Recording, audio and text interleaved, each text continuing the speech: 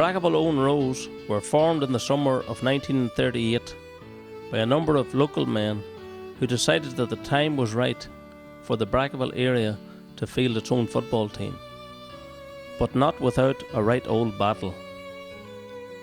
Repeated attempts to form the new club were blocked at county board level by Collisle, who at the time were set to lose around 20 of their playing members. Under the drive and enthusiasm of the late Matt Symington, who cycled to Cookstown and succeeded to affiliate Brackaville Own Rows GFC with the GAA's East Tyrone board, the first of many battles was won. Here are the officers and members of the first committee.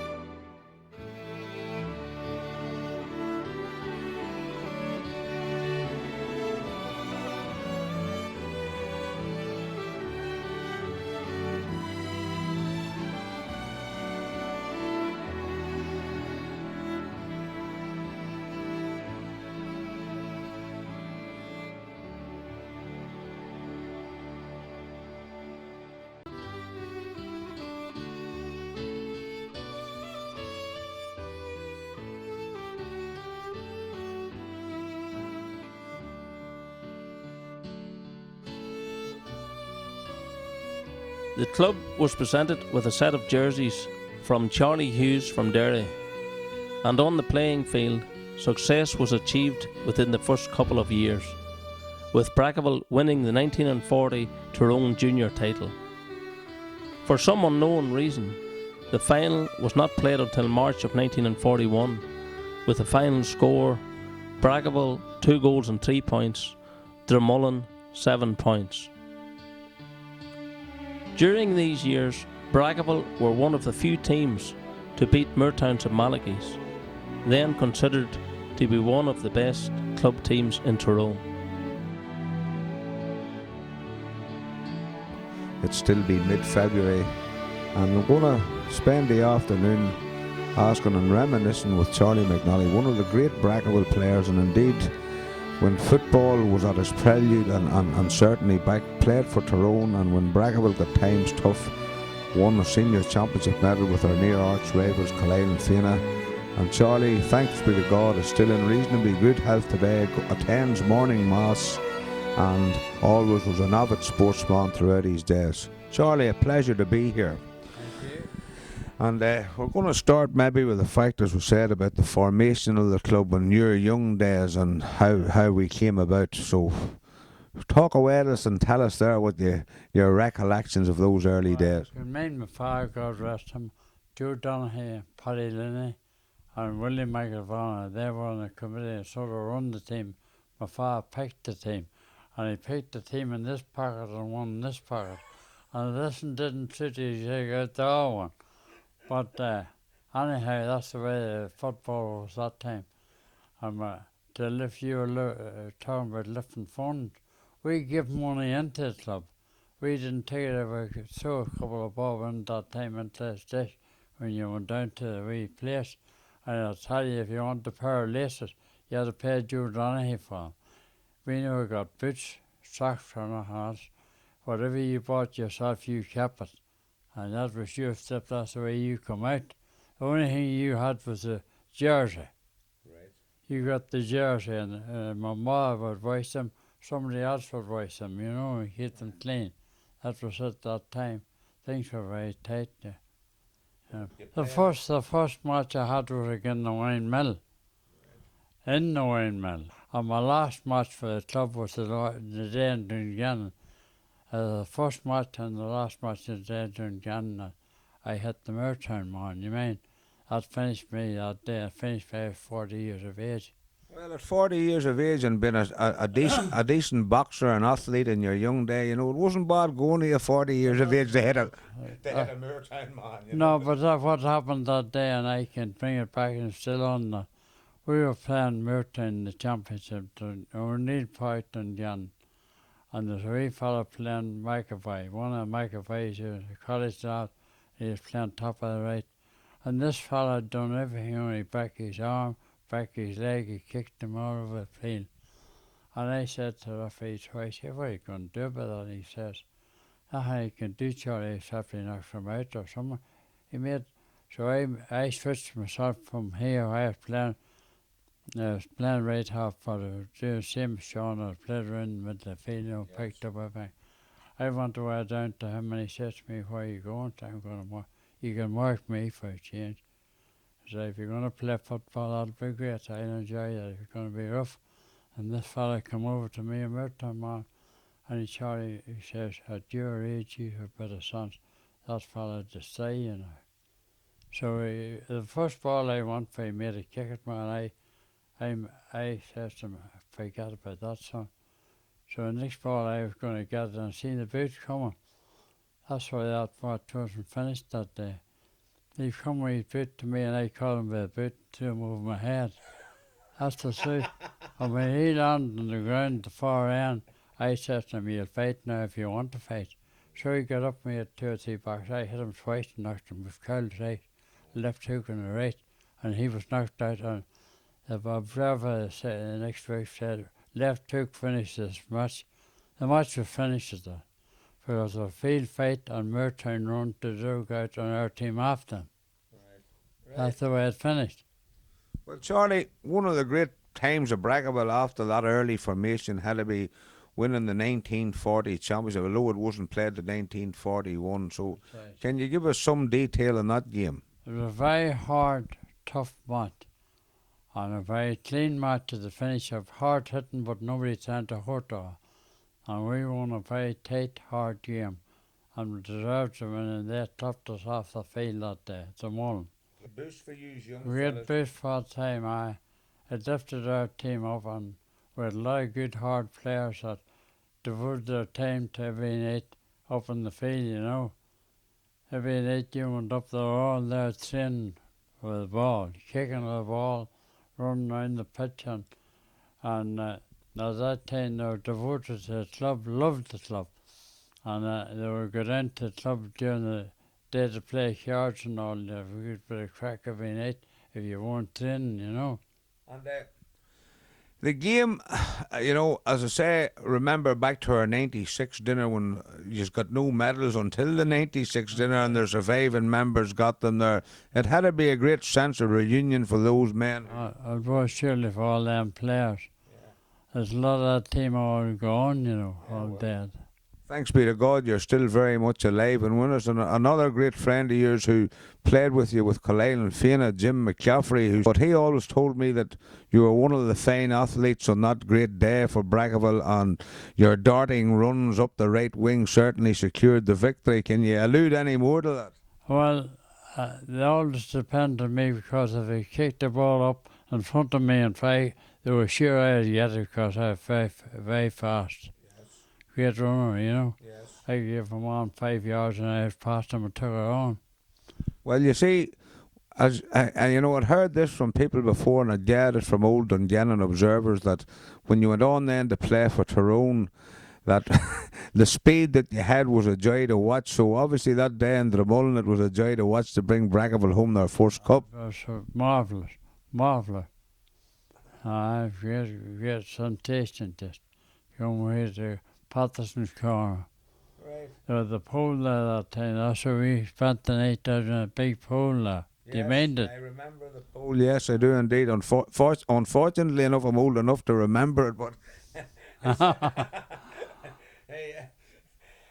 so, Charlie, it's been great to talk to you about these things, but it would be wrong of me not to say that your involvement with the club. I myself, mainly as manager in the early 80s for a while, and been involved with Peachy Corr in the 79 team. So you've always been firmly a good, staunch GAA man first and foremost, but I'd have to say even before that, always a staunch Brackaville man, even though... Yes, and finished up the same way. Well, could you give us some of your memories or some of the great high points you had with Brackaville? The high point I had with Brackaville with Merton and now I can't mind what the competition was. They were county champions at that time. Peter Cruz and all them boys were playing. And we beat them 8-23. I don't know many scores I had, but I went in for the first score. I was only 17 then, that day.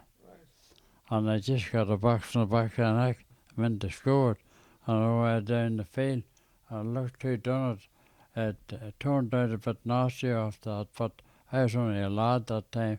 Willie McAvanna was playing me, he was a good player too. Yeah, left the corner. Well, you know, obviously your knowledge of and your gift that you had as a member of the Marquess of Queensberry rules taught you in good stead, but... You never used it except you had to use it. But it was a great thing to know is you could do it. And later years the boys knew me and they invited me, you know. Yes. But there's no call for it because I never started around my life. Well, I would know. I would have settled it, but I wouldn't start it, you know. Some happy memories. Thank you very much indeed, Charlie, for spending the afternoon with us and giving us those memories. And we'll play this at the Gala and hope you have many long years of health left, and we'll call and visit you again. Very much now. Thank you. God bless now. In 1947 and 1948, the club provided 4 players on the Tyrone All-Ireland winning minor teams. Michael Bradley in 1947, Louis Campbell, Dermot Cummings and Frank McElvanna in 1948. During the 1940s and early 50s, some of the officers who helped keep the club afloat were own trainer Joe Donaghy, Paddy Corey, Dixie Morgan and Sean O'Neill. Hard times were to hit again, and the Rose folded once more in 1954. Another man we have interviewed on our long and elusive journey for this DVD is one of the great footballers from this area, and went on later to play with Killeigh and Fianna, and still a stalwart of GAA and still goes to a lot of matches.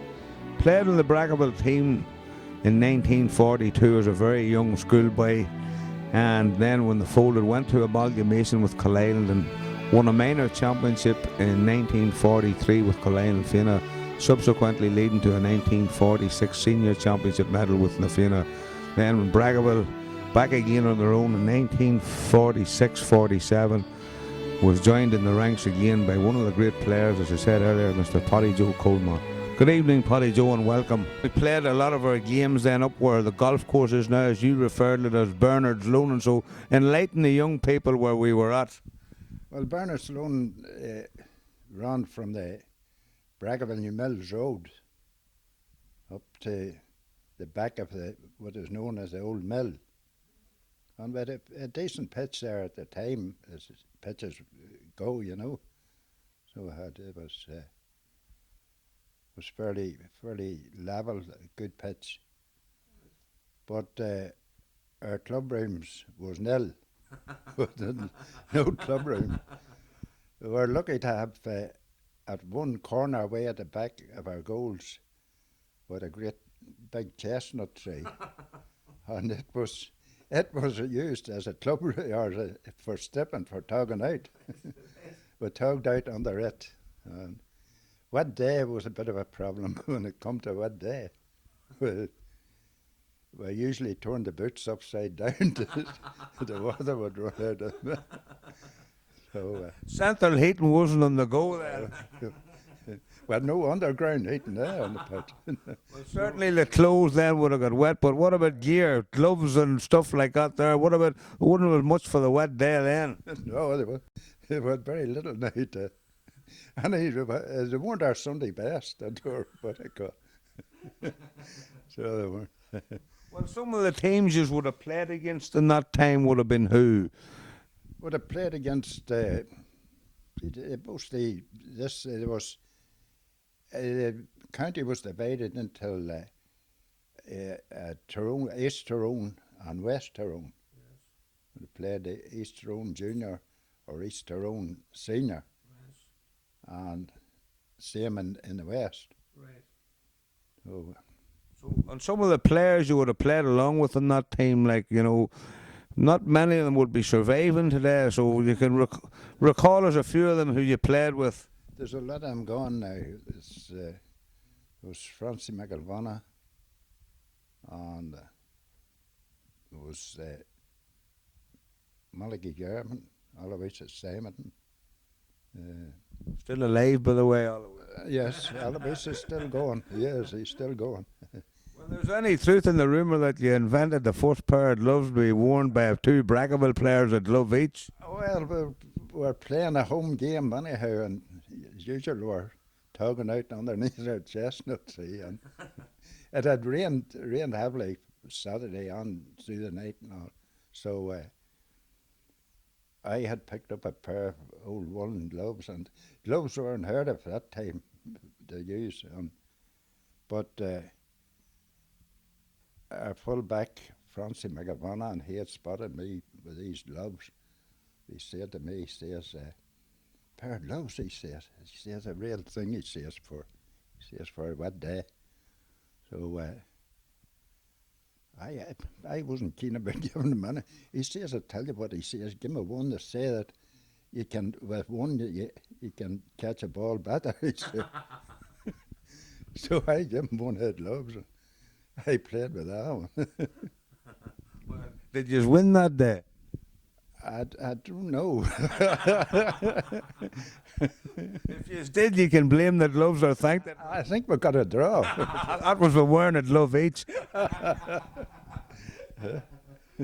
Well then, afterwards, after that 47 to 54, the club went in, and as you say, emigration played a big part in the club dropping out for a while. It did. We had better fielding teams, you know. Yes.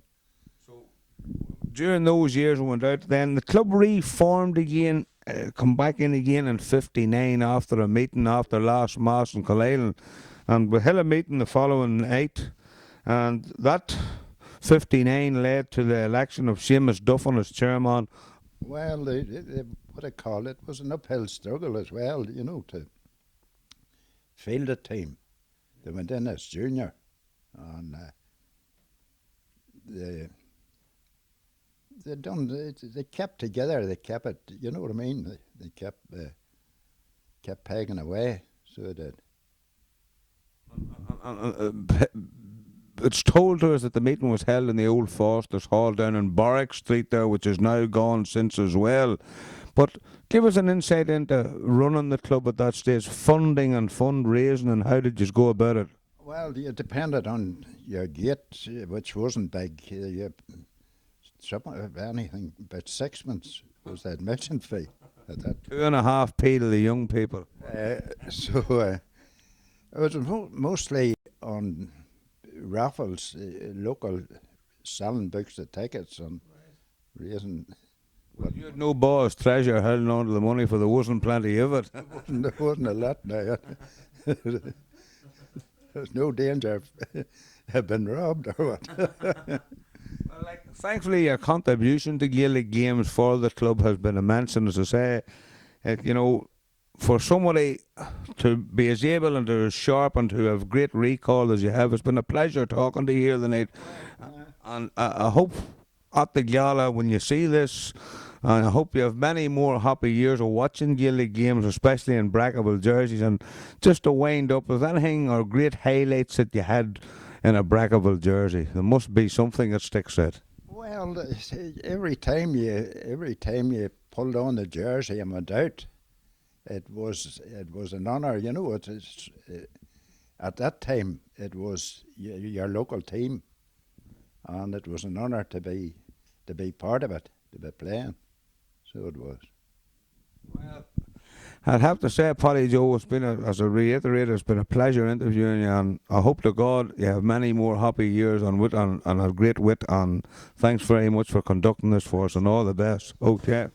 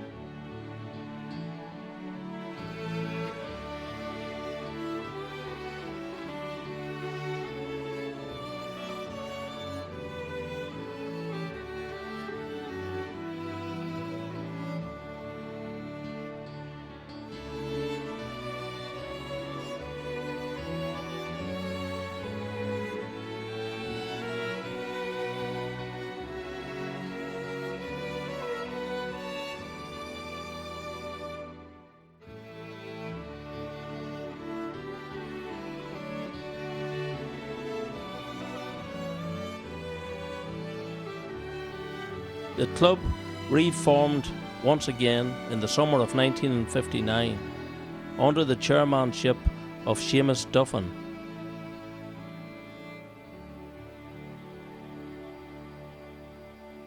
Alongside Al Malloy, who remained a loyal committee member for many years. The club prospered under the guidance of men like Aidan Corey,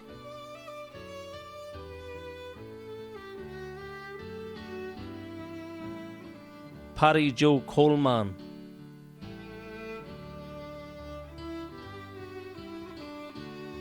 Charlie Manili,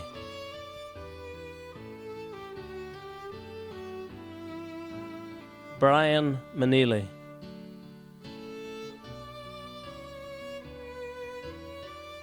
Ned Morgan,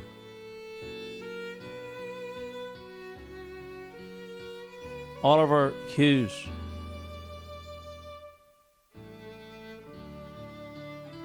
Dixie Morgan,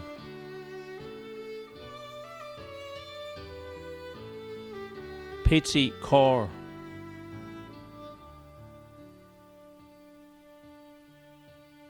Peter Coleman,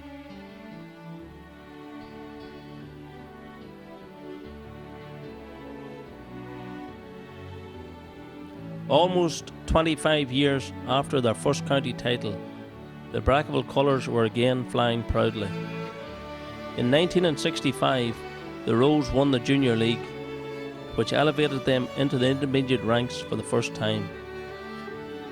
A league run during that season yielded only 2 defeats, the showdown coming on September the 12th at Gordacladdy, when second place Kildress needed to win the final game to force a play-off for the title.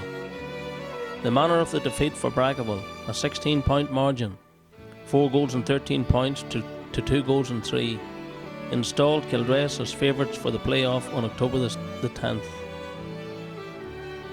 However, following a crisis meeting in the favourite hunt at the time, Cowboy Morgan's house on the Derryville Road, the Rose were better prepared for the play-off and won the game on a scoreline of Brackaville 2 goals and 6 points, Kildress 1 goal and 4, and with it, Brackaville won their first major title since 1940. The report from the game had great praise for the performances of fullback Peachy Corr, centre back Joe Kenny, and midfielder Alfie Hughes.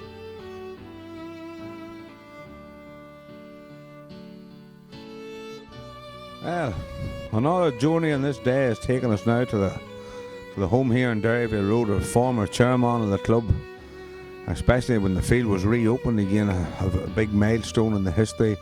And that was sitting beside me here, a man, Michael Hearn, very hard-working committee man, very hard-working member of the Brackaville area, and very hard-working man for his community. Former player for the Rose, has served on the committee, coming close now on 50 years, exactly, not that far off 50 years. So, Maggie, thanks very much for taking your time out on your Saturday.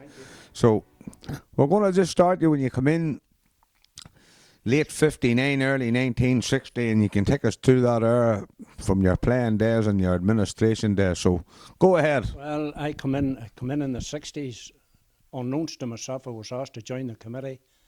And being from Dungannon, well, it was something good for me to be asked to join the Brackaville committee. So I was asked down to the meeting in Cullean, and I went down, and Shamey Duffin, Shamey Swaney, Al Malloy, and there was another man there, he's in a home now, Tom Comic. And that committee stayed down there for a few meetings and bothered about with things, but we had to shift, we had to leave it, so the next meeting was called in Peter Coleman's shop. A few meetings was called in his shop, and things was coming along nicely. We had to get a place of our own. Shamey Brady was the main man in it. Right. So that went on for almost a year, and we had to get out of it then because the man wanted to knock the house down on the field. So Ronnie Ferguson was kind enough to let us build a long hut over at his house, which meetings was held in. Peachy Corr could tell you, me and him was in the box. We done bingo in it. Ronnie Ferguson was a good man too to the Brackaville committee, you know. So like the places that we had the things that we had to do when we left Ronnie Ferguson's, we had to leave Ronnie Ferguson's for some reason or not, and we finished up Master Looney, and Barney Hearn was very kind to us too. He let us use the school at any time we wanted. We went down, the key was under the mat. Right. So we opened the school, went in and had our committee meetings. Right. Now I remember one time there was an extraordinary meeting called, I'll never forget it. The club had run out of money. Charlie Maneely at the box, there was about £4 in it. And Duke Talbot suggested that he had a dog running the next night and we'll put the whole lot on it. The next time you're talking to the Duke, he'll tell you this. And Jim Morgan was there and Brian Maneely. And Johnny, you know the electrician, Johnny Casey. So Johnny Casey, he proposed that he had a dream. And he saw this stage full of people. And they'd done all these different things. And Jim Morgan just went into a pure fit of laughing. But anyway, to cut a long story short, we finished up running a bazaar. Right. That was going round the houses getting tea and sugar. Now, we raised £72 on that bazaar. And from that day till 2008, we never run short of money. That was the start of an era. You're saying there are meetings in Coleman's shop. Shamey Brady, Owl Alec Brady lived at the corner there involved as well. And Ronnie Ferguson's hut. And it wouldn't have been easy getting money in them times. £72 on a bazaar. Don't fill the box. Fill the box. It was great money. You mentioned Shamey's father. Shamey's father was a man that we had the one ball, and you know yourself that time it was a heavy law ball. I'm not that age. Any time we come home from a match, there always was a thorn in that ball. The ball was flat. And that man could have took the pollen out of it, and he let nobody see how he done it, and fixed that ball to perfection. And that's what we called a match ball. And that's the only ball that we had. And that was the Far's role in that particular thing.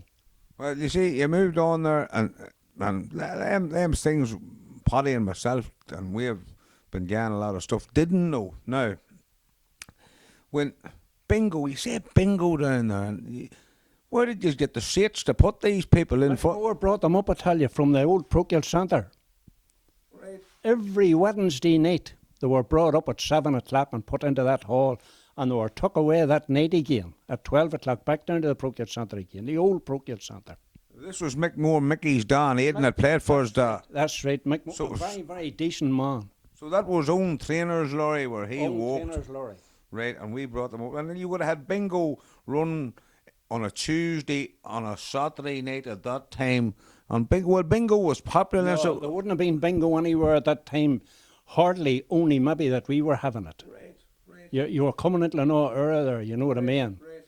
And like, I suppose how much would the bingo have made every week? It wouldn't have made 10 bob. 50p for the young people. Now, like me to say, the things that we really did do, I'm sure you know, you've heard and you know, and Paddy knows about the time that we spent a year holding dances in the winter time in Edendork. Tom Jones played in Edendork. Tom Jones played in Edendork. They threw pennies at him Was that because he was good or bad? because they said he was bad. If I'm ever talking to Tom Jones, I must ask him that. Now, them as telling them dances that we held and collected money, we didn't. There's things I can't tell you, Yes, of course. but they were quite a success, and they kept the club. Them things just kept the club going.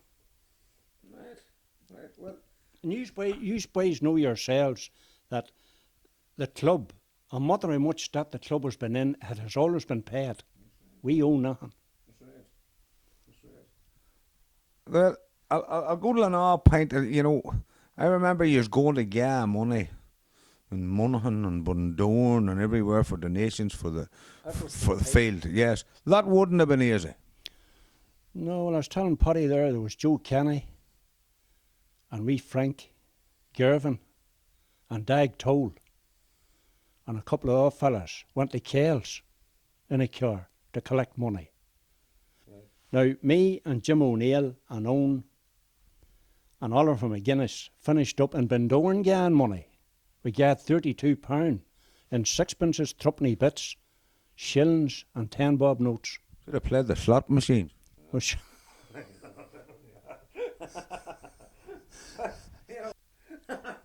Well, here, I know when you're talking about batteries and transport there, had to be a big move at the time. You were known as the Minister of Transport at the time it come in. The bus. Tell us about the bus. Oh, the bus was Charlie Maneely landed back with a Pink Panther. I was Minister of Transport. All transport that went through Brackaville at that time went through me. Pat Hagan was a great man for that bus. Pat Hagan drove that bus, I don't know, maybe 12 years. He never asked for a thing. Morning, noon, and didn't care where it'd go. Mickey Joe Gervin drove it. John Hayes drove it. Mickey Murphy drove it. We drove that bus. We done runs to Knock. We done runs to Dublin. Drogheda, you name it. There's no doubt about it, boys. The bus was a great officer to the club. Well, you know, It saved the club thousands. without that, it was great. It was great We run foresight. it on diesel. I'm not going to tell you what kind of diesel we run it on, but we run it on diesel. Well, here, just when you're noting on the bus there, right? For the young people that will be watching this, and hopefully for many years to come, the bus was pink. Tis it had an awful colour to produce. Everybody loved that Pink Panther, and no matter where you go, people would say, "What about the Pink Panther?" You know, it really was a good bus. Well, move then, and the interview or the conversation would be no crack without the fact that you were chairman when the field opened. You were chairman, I think, in centenary year. I think even you were chairman when Tyrone got to the first All Ireland in '86. You You know, the work and all you put in, it had to be a great reward to be chairman at this time, but you're always, from Aiken Main, and I'm coming on a committee now on and off close in 20 years, you know, you were always a good worker. Okay, at a meeting, when you set your line out, but when the meeting was over, it was over. But, you know, you must have got great enjoyment out of it, Mickey. Well, when I left Dungannon, I done maybe what many an Ormond didn't do. I got my transfer from Dungannon to Brackaville. I loved Brackaville and still love them. An old mate of mine said to me one day, like, you also for the fact that you hold for this county. Oh, yes, it did, yes. You know. Mickey, it's been a great contribution. Thank you for welcoming us in here to your house today. For coming in, because it's something I wanted to say. I wanted to for the Gala night, because people would have to know how good this club has been. Now, I know you want to end there now, but I could tell you on one particular night that we left our committee meeting, we were sent out to get 10,000, and we had it before we got to the corner. Remarkable. 5 men give 2,000 each to pull us. The bank was looking to take the whole lot. Well, you know, as you said, we've always pulled. We always pulled out, and we don't owe nobody nothing. Well, Mickey, thank you very much, and very warm congratulations on that story. Okay, we'll send you one. You've just it now. You certainly have. Thanks very much. The Rose found the intermediate grade tough for a couple of years, but by 1969 they were to achieve more success by winning the Intermediate League and elevating the club to senior football for the first time. Brackaville won the Intermediate League title by 3 points, with Aidendock in second place, followed by Mountjoy in third.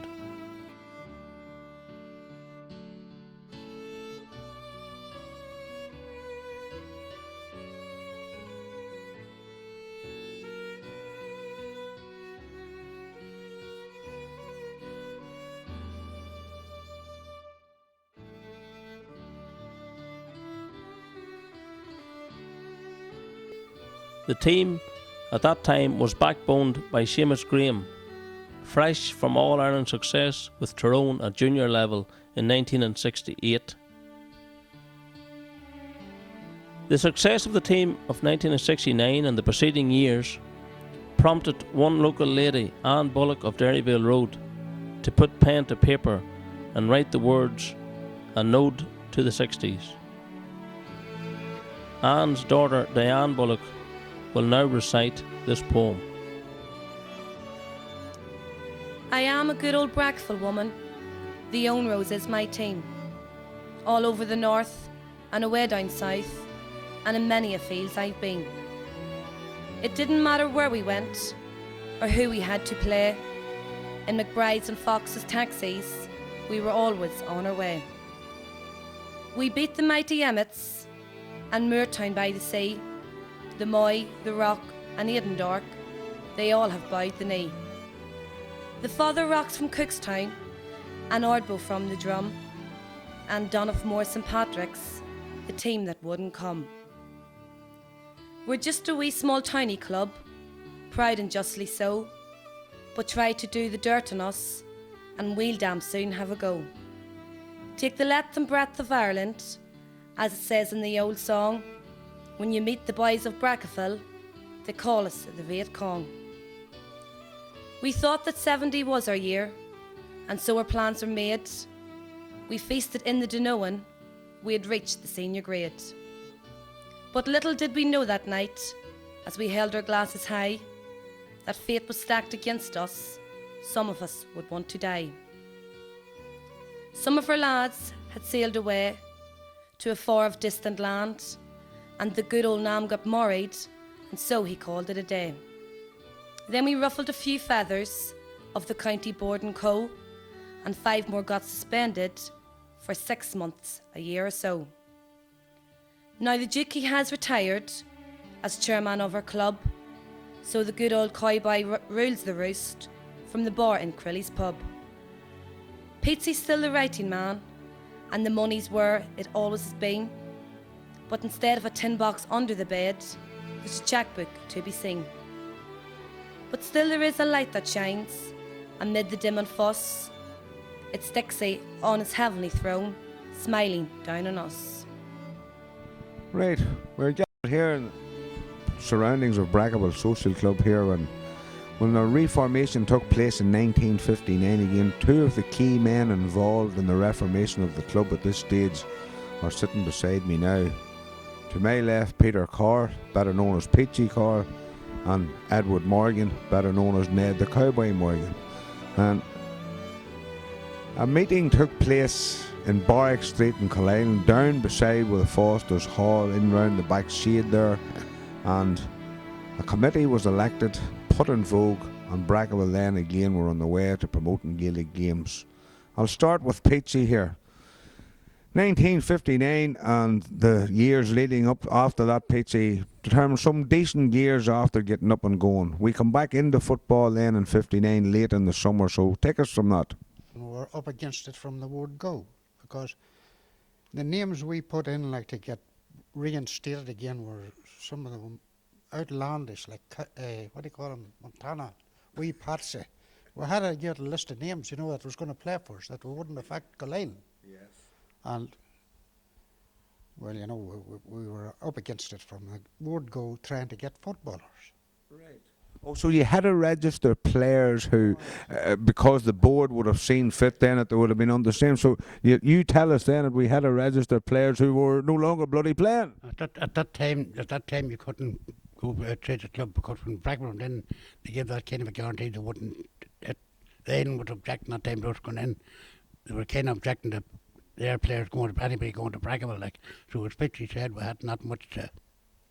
Had nobody, had time to go on. So we were too late for the championship. We played the Rahleys and we played Cookstown, and I think we played the Clarks that year too, but we missed out on a lot of league games too, like, you know, and we played Stewarstown. Right. In Cumber Park, the team that won the championship, the Raleigh team, were very lucky to get a draw. They gave a free against Pitcher here at the last for not kicking the ball over the 14-yard line or something, and the Raleighs got the last kick of the game, got a point, and that was a team that had won all the championships. So obviously then, Peachy, back in we were, and how did we fare that year, first year back? We just went down. Simple as that. We hadn't the stuff to stay up. It's simple, you know. So we were relegated then to the ranks of Back at the junior football. Oh, so there was no intermediate football. Oh, not that time. So it was just junior and senior. Well, who would we have played then in junior football the following year? Ben Bob, Ben Bob, the windmill, you name them. Yeah, you know, there's a historic line there with Ben Bob. I think the Hurling Cup in Tyrone is called the Ben Bob Cups. And them, all the Green Castle and Killishal and all was in junior, and the Rock, and most of the team, as you know. So we remained in junior football in that part of the 60s up till what year, Peachy? I would say it was in around 65. In fact, I'm nearly sure it was 65. And we won the junior league after a playoff with Kildress.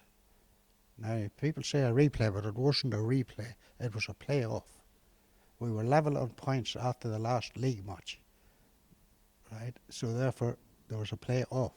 And we were taken to English and we beat them in English. Well, you see, a lot of people from the time who were at the game when Kildress beat yous, and then it went in the last league match, went to the playoff. And legend has it, and a lot of stories have it, that a heavy meeting was taking place in the residence of a certain Mr. Morgan in Derryvale Road. Enlighten us on that meeting. Well, after that match, we went to Kildress, and even Raleigh men, done umpires, demanded that, and Kildress had beat us off it. And the whole crack got about that our team, like, was intimidated, you know, Kildress, and were afraid of Kildress. So that meeting was called in our house. Pitchy and Joe Kenny, everybody was there. And the team was, as the team was picked, every man was marched out onto the floor and would tell if they weren't going to give all the doors there, let go. And nobody could believe how Brackaville changed the result round after getting beat by maybe 15 or 18 points to beat them, like, with some achievement. Right. So in other words, then it proved a successful line from 59 once it's reformed again into senior, and 5-6 years down the line, you are back winning something. And that 59 committee consisted of Seamus Duffin, Al Malay, a few odd names that would spring to mind in the committee. Well, there was Aidan Corey, Joe Cullen, myself. Did I say Shimmy Brady? Yeah, Shimmy Brady was a big man. Peter Coleman. Peter was a good, I remember as a lad, Peter James Coleman, big GA man, run the shop out there. I used to use it for an odd meeting too. I did, and we used Brad Manilly too. Brad Manilly, God, we're good to him, was a good Brackaville man. And the school. So, we're back in then, we're up, we have beat Kildress, we're in then, back then to intermediate football had arrived on the stage at this time. So we're back into intermediate football in 65, 66 season. Pete, say some of the teams there and who we played. Well, it was near enough the same teams that had been playing all along that had got up before us into intermediate. So who, the championships, there were made a championship battle in them years, Ned, in around that time? Playing Kildress and Honor, the men pizza. Up and Honor Kildress played us and Honor. Be a goal, the men. There was some on the main playing the traction intermediate pit. We played the traction intermediate. That's the time we got suspended, the men. But Lachlan refereed it pizza. He was a Kildress chairman. Well, one of the things then that come is a lot of GAA weeks were played at that time, and we were hosting one, I think, up in Cullelan's pitch at the time, that time called McCrory Park, before the name changed to Father Peter Campbell Park.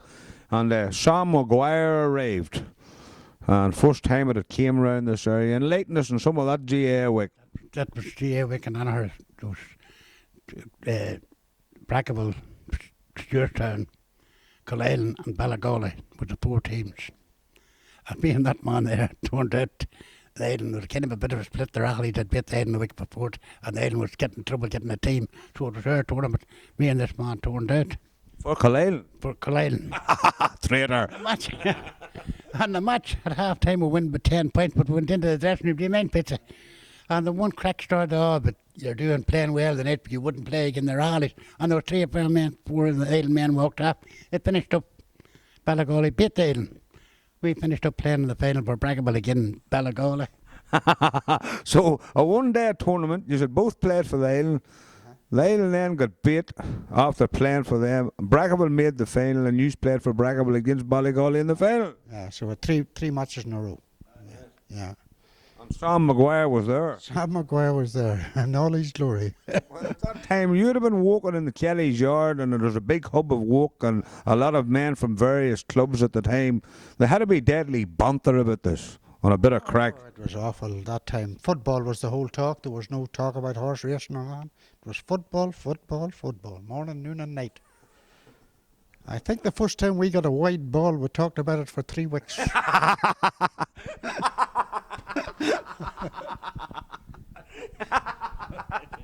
Oh, Jesus. So, we'll come closer then, and in 69 we were in the senior championship, and we played. We played the Aidan. Oh, no, sorry, 69. We will not end up. We went up again in 69, intermediate. Sorry, and we played in the champ. We won the intermediate league. That's right. And Eton Dark won the championship. Oh, Eden Dark won that. Did we not play them in the final league match of the year? Yes, we played them, and we finished the same. That day we played them. I'll never forget it. Graham, we heard Jimmy Graham wouldn't play. Jimmy Graham was one of our star players that day. Which I asked Jimmy. Jimmy said he was drawing low yesterday, and he got an old sunburn and he wouldn't. He says he'll never play. And I went down and got Graham. I says, all we need is 15 minutes, big aim and mound in the middle of the field. Run a couple of times, aim and it'll be finished. And, everybody that night, I think the Eton Dark scored a goal the last kick of the game to equalise. That was a great Brackaville team. So that era then took us in as league winners in the 1970 season, where we were pitted the first time in senior championship football. Lead us in there, Pitsy. Well, we were doing in the final in the first round in Dungannon. And boy, did we get a scorching. Yeah. Although, we played rightly, we kept them nice and quiet for the first 10 or 15 minutes, but once they started scoring with Niall Timlin. And Well, Niall was marked by his brother Malachy, who played for us. he was indeed. Yeah, I think Niall was playing for the county at that time too. I'm not sure, but I think he was getting an odd game. And, you know, you were marking for a while in the game Malachy Doors, who played very successfully for Brackaville. Yeah, he played with me a couple of years before. But you're not hit him a rib shifter or something like, or tell him, like, you know, show a bit of loyalty to his old teammates. No, Yankee James would have put me off. Yankee James and James McCann, So, Leyland, give us the trounce. Oh, no problem. Yeah. It's Ned, it had to be a big game in the atmosphere. Yeah, that was a great game. And the extra pitcher there, Sprick Hearn. Pacey says he thinks he got man of the match. Alfie Hughes. Oh, they played well. Right. We had a great team. We had 5, 7 or 8, but just hadn't enough. Like, but those men come out of that game were great. Got the extra pitcher there, Alfie Hughes, Sprick Hearn, Matt Scullion. Them men would have been young, Matt Scullion, Sprick Hearn, Sean McGeary, boys like got there and playing with boys like you know. Leyland had Jody O'Neill that time, a regular on the county, like, and Eddie Campbell was getting an odd game. Tommy Woods was getting Well, Tommy Woods was an under 21, 70, 71 decent player. Yeah. I was marking him too. So they tried different men on you. So you did get man of the match. They tried half the team at me. I thought I was getting afraid. I was afraid they were going to put Judy in at the finish up. Because me and Judy, like, we have our own championship medals on the one team. You know. Well, that had to be with school or something. The school, yeah, the primary. When I knew academically you were a pretty bright guy, you know what I mean? You just weren't always a steel fixer. You probably could have been a doctor. Almost. I think one of my greatest memories was in the 70s. They used to run it was like an Ulster tournament. Pat Rice's team, what do you call them? Castlewell, all the best teams were about. But during the week, Sir Skippon, God have mercy on him, was cousin of me worked in Kelly Jordan. Some Castlewell went through that. The big team that time was Castleblaney. Castleblaney couldn't be beat, nobody could beat them. And I think Sir, God have mercy on him, stuck us in to get a trench and to get Brackaville a trench. And Brackaville played them to 2 points. And it was some match. And that Castleblaney went on and they beat Derry Lawn and Arbu by 30 points. There wasn't a team got near them. And we gave them the United pitch. The Eamon Tabby, the Dennis Lockman, that the played for me, they had some team like that. Nobody could beat them in Monaghan, like nobody could beat them anywhere. Well then, you know, during 70s then come in and troubles come up and running and times got tough, you know, and a lot of people away and emigration took a wee bite then again. But Ned, at this stage, I mean, you managing a team in the 70s. And I mean, Peachy, you still played in this, you know what I mean? When I was not playing, okay, maybe reckon you were 75 at the time, but you're only that now, so obviously it was then. But, you know, things, like I remember Brackaville as a lad having to play their home games in Killale and going to watch them. So take us through the times that were, you know, what we were playing in then. Well, we were just hanging on then again, like, you know, that's all we were doing. It was very, very hard to get teams out, you know. We were lucky, like, to get 15 on a field. There was no 7 or 8 subs with us. Yeah. We didn't have them, as simple as that. And we just kept going and going and going. And those years we were getting it tough, and people are saying, you're finished, that's the end of it.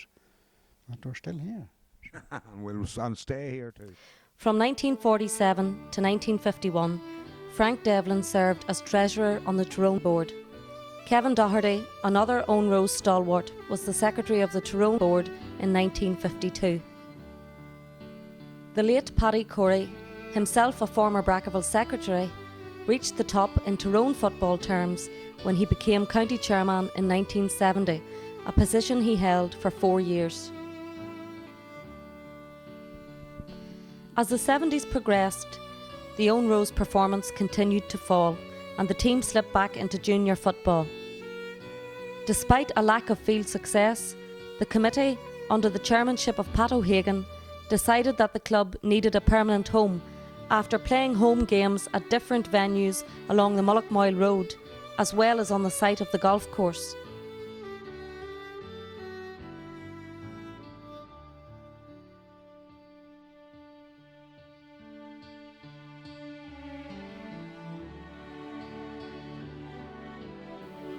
At the time Brackaville were at home at Chumfer, through the good services of Charlie Campbell of Edendork, and the pavilion was built by the late Joe Kenny. The great thing is when Joe Kenny and it built the kind of he made the red dressing room picture. And you could somewhere you could walk in and put your clothes and all. We thought it was out of this world, like, you know.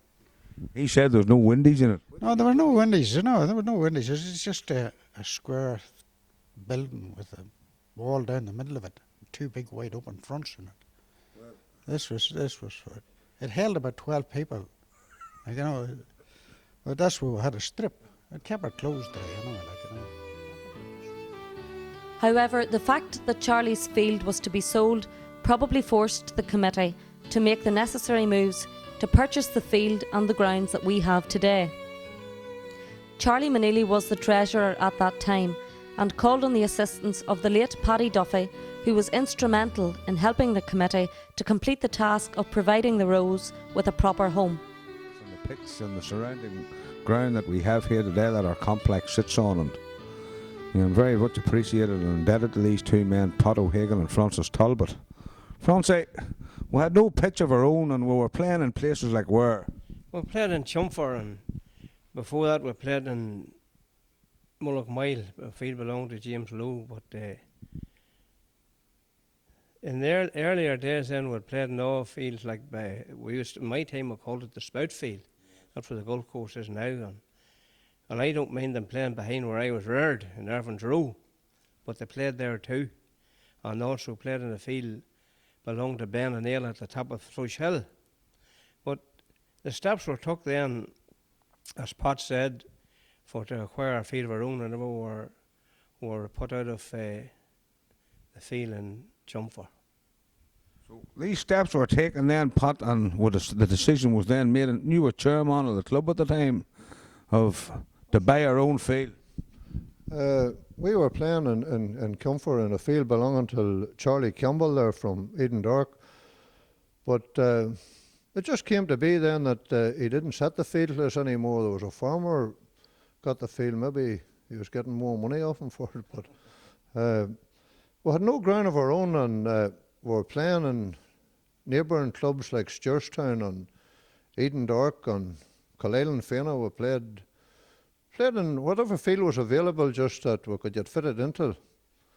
And we decided then we were going to have to buy a field of our own. So there wasn't that many suitable fields available, full length fields, but there was a bit of ground beside us in Brackaville. It was a disused sandpit, and there'd been bits of sand taken out of it over the years, and it was hooked and holes and one thing or another. So we decided that we'd try and buy it off Maggie McNally.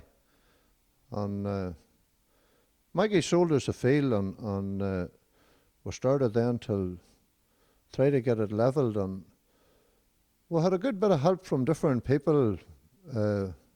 Benny Shields advised us on what way to go about levelling the field properly and grading it, and he drew up plans for us, and we set it out to contract then. We set it out till, Pat Campbell from Arbo was the man that was a contractor that done the field, and he might have worked on it for maybe a guts of a year. And he had the proper machinery for doing it, and he levelled it and graded it to the proper falls, and he shored it, and then he stoned it. There was maybe 12 inches of stones went right over the field, and then it was soiled, and it was maybe over a year before there was grass on the field. And during this time, you were reported that time has been the junta. You decided you wouldn't hold a convention for a while, and you led with the old iron fist maybe, or a wee bit of dictatorism at the time. But it was a magnanimous or a decision to make, and to go with your own field. And certainly finance wouldn't have been terrible good at the time. Well, the finance was tight because our committee didn't have any finance, and they were all young men and small families, and every pound was needed. But we got the money to buy the field from Paddy Duffy, and then we paid him back through Kistagale. We had big membership in Kistagale at that time, and the percentage that we got off Kistagale went back to pay off the debt for the initial purchasing of the field. But then we had to get more money to develop the field, and again Paddy Duffy then organised a Department of Education that actually we got the money off, and we got this grant, and that went towards paying Pat Campbell for his work on the field. So after that then you took out and done a lot of work yourselves then after Pat Campbell's contribution on, you know, sewing her out and everything else. But one of the main workers, along with everybody else at that time, but the man credit were putting the fence and the post round here. Francie, couldn't have been easy at that time ever. You were working hard yourself, Well, wasn't it? I was working in the old building trade at the time, and Charlie McNeely was a great man at the club, and he come to me one evening and he said, "What about the chances of getting these posts for the field?" And I said, "Did you ever price Finlay and them boys?" He says, bit of a laugh, he says, "There's no dough." And I says, "I have a lock old band arm post at the house today, and I give it a go and see what it's like." And I made 2 or 3, and a man's after going out there, Johnny Coy, and him come around one evening and inspect them, and I got to go ahead that they were look good enough anyway. Whether You had to do a template for well, they were stand up or not is another thing, but however, I set off and I made 3 every night, and I made 15 every week, and then they were brought to the field, and there was a squad yard in, as he named Pat Hagen and Mickey Murphy and boys like that, and the holes was dug and the progate was started, and as they were made, they were put up, and it was a great education, and it was a great bit of crack, and every man ate the ass of one thing and another and all the rest of it, but it was really enjoyable. Like, and that it was still hard work. well, that was it. Every man was prepared to do his bit, and that was the way it was. Well, you know, the field and all, everything's starting to come into prosperity here, and the surroundings start to look good, but still, you know, they still had a lot of work to be done, Pat. Well, you said earlier there, Sean, about the junta. that was more or less the reason that we didn't hold a convention for a number of years, because every man that was on the committee at that time, you know, they had a personal interest in it, and they actually were involved in the debt of the field. You know, they had actually went out on a limb to pay this back, and we couldn't very well hand that over at convention to a new committee, because they would say, well, we didn't accord this debt, like this debt was accorded by somebody else. So that was the reason why we didn't have a convention for the period of time while we were building the field. And it worked out well, because, as Francie said, every man pulled his weight and done the bit, and whoever was available on the night to do a bit of work, then you got some other man the next night, and that's the way it was. That's the way the field was built. Well, certainly at the time, with all this work going on, Francie, you drew the post round in your motor, and Peter James Coleman gave you a shot an odd time when the lorry was available, but it was heavy going, and it was, as Pat says, and you said earlier, it was a bit of crack, and it was a good old time to be involved in the club, but certainly that stuck to you. Oh, yeah, that is the way it was at that time. Is every man that was involved around the club was very, very dedicated. Every man was a Brackaville man to the heart, and he wanted to see his field in focus. And as Pat said, it'll be there for generations to come. Yeah, good point. And no regrets about doing the hard work. No regrets. And you would still go back to do it again if it had been done. I'd love to be fit to be in that position again. Well, you never know. You can always revisit your youth at some time.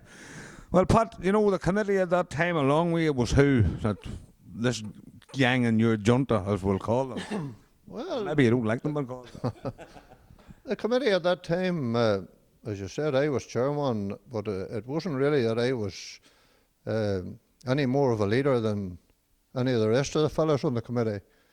Charlie McNeely was a strong man on the committee, and whatever he said, everybody perked up and he was listened to. And there was Oliver McGuinness was on that committee, and Bray McNeely was on it as well, another good man. And Mickey Hearn was there, and Mickey was a fantastic fundraiser. He could have sold tickets for, at houses that you just wouldn't have went to.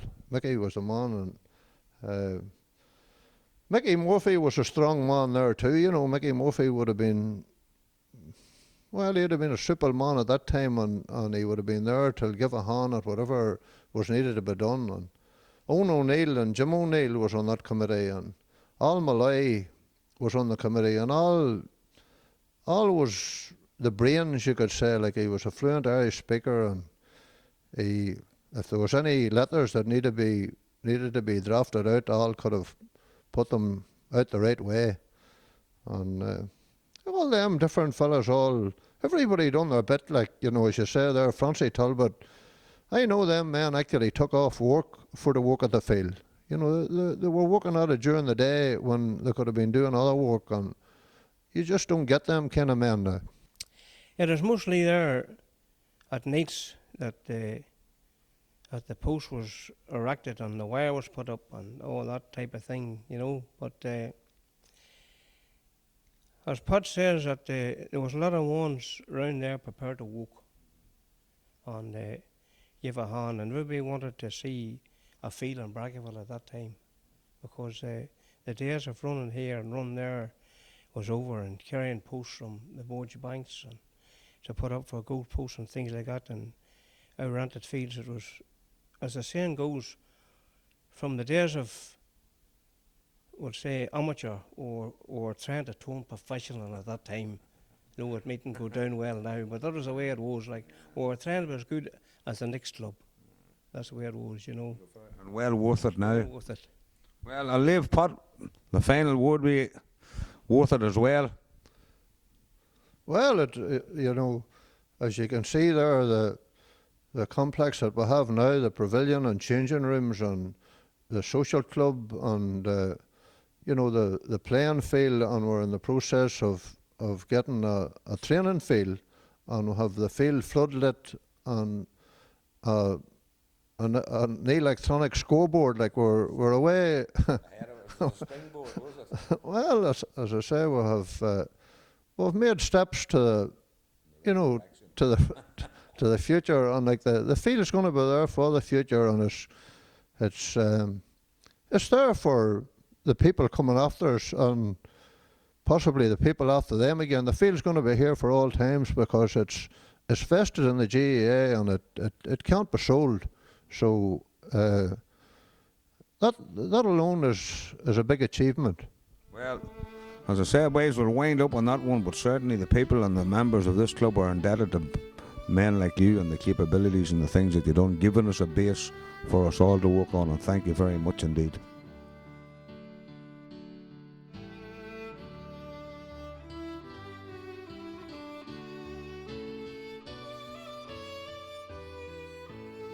Rewind on 35 years, and with the exceptions of Bray McNeely, who has gone to his eternal reward, and Charlie, who's unable to attend us here tonight, these men are the remaining group of men who were in that famous committee that took the massive decision to put the new field in progress and here in Brackaville for the people today. And we owe them a great debt. And as I say, none of them look any the worse for wear, but a massive decision had to be made, and led by Pat Hagen, who were known as the junta at the time, and I suppose in reality terms it had to be done. So it's a pleasure here to have them all here together after a 35-year gap, when they first take on one of the biggest projects that ever had to be taken on by any football club in the area, not alone us here in the small community of Brackaville. Jim O'Neill, yes, and your brother Owen, come on up to this here, Owen. You made as well. We'll move the men down. Lads, you were young men at the time. Very young, yeah. A lot of work had to be done. It certainly wasn't an easy undertaking. How did you feel on the night that it was decided a field had to be put in place and the effort and all that had to be done, finance, work, labour and everything else? Well, I suppose if I had known what was laying in front of us, we probably would never have faced it, but we didn't know much more, so we just went with the flow. That was more or less it, yeah. Well, like, you know, your own work had to be done. You were probably building at your own houses or thinking that road and line. Like, how are you going to fit this in? Well, we just had, a couple of nights in a week, and we spent at the club, and whatever had to be done, we all chipped in and done it. We're much anyway, and more enthusiastic, yeah, that's right.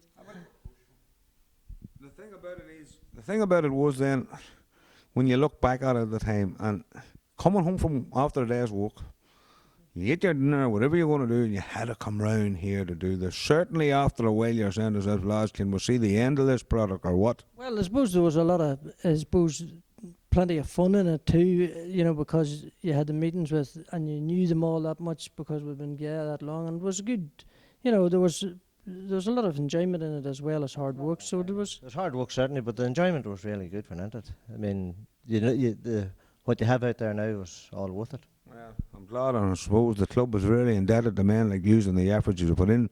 Next in the lane, Johnny, Corey, Oliver McGuinness. Johnny, you were secretary at the time. That's right. Had to be a big project for you as well. You're probably still working in the brickyard at that time. I was working in the brickyard. It was just things had to be done, and the effort had to be made, and it was done. And I think the rest of the committee was around at that time. We were young at the time, and both the figureheads of Mickey Hearn and Pat Hagan and Charlie Manady led by example. Oliver, it wouldn't have been easy, for you at the stage, because you probably just had moved to the bridge there at the time and you had a lot of work of your own to do. And indeed, even at meetings I used to bring the youngest, oldest boy there to it, like, because the wife wanted bingo then, and you were the babysitter. I had a babysitter, and we just took him to the meeting, and he enjoyed the meetings, and like, you know. Fair play to him. He didn't tell anything out of the meeting anyway. Some nights it was a bit of a concert, like, you know, but other nights it was very serious, like, you know. Well, as Mickey Hearn alluded earlier, like, there was no convention for a number of years because they didn't want to hand the effort or the debt or the work that had to be done down to anybody. But certainly on fundraising and everything else, it had to be a massive effort. Fundraising, we went across the border basically begging money with just a receipt book and nothing else, and we went to shops and undertaking business and pubs, and we gathered up money and was brought back. We also ran carnivals, and some of the carnivals were far from a success. I mind having to go to a place called Sheila in South Armagh. The marquee blew down. I had to go back to Sheila and this place outside Crossing the Glen to get a part for it. I mind going down to tell Charlie Manady that the marquee had blew down. He said, I hope it blows to Cork. I'll never forget one of those concerts. One of those dances, the Indians didn't come. It was only night we made money. Lads, we'll move on to these couple of men here. Mickey and Pat had previously been interviewed, but certainly couldn't hold the night in a bit of nostalgia without the 2 years. Mickey, it wasn't easy times, but you had the knack of selling tickets. I done a good bit of getting money for the club for this project, but I can tell you one thing, this project never was going to fail. Never was going to fail, because the men behind it, the 9 men that sat night after night in a wee hut round the back there talking about this project, and those men would say, well, we take this project on because it's going to cost a lot of money. But the one thing that I mind, we're lucky enough because Pat Hagan had come up, he got the lawn, fixed the lawn for the field, and then when everything was set, we set out a project to gain money. Now, I'll take you to 2 people in particular. Our first man to give £25 to our field was Joe Barrett. The very first man. The second man, there's £25 come from England, from Paddy Joe McAleer. Now, Pat can take you from that. Right. Well, thank you very much, Mickey. Well, Young O'Hagan, I don't like to own your name, but you were the leader of these band of men here, and I suppose well, as I said to you before, Sean, I wasn't a leader as much as just I was the same as the rest of them all. We were all a team, but we had great inspiration and great leadership from different men in the area. As I said to you before, the field were gated by Benny Shields as regards the constructing of the field, and were gated by Paddy Duffy as regards how to get the money for the field. And it took a fair bit of weight off our shoulders because there was none of us capable of raising that kind of money ourselves. So a project worth looking for. Well, thanks very much, and it's a good job you were here maybe to get a lot of these boys. We'll go back to the fun of them here at the time before we wind up, like, but lads, all worth it. Yeah, certainly it's worth it, Sean. Nowadays, 35 years on, if you had to do the same again, second thoughts? No, you wouldn't. You still would do what you done. Like, I mean, when you're young, it's different, you don't think? Yeah, you do it again, yeah. The massive effort and...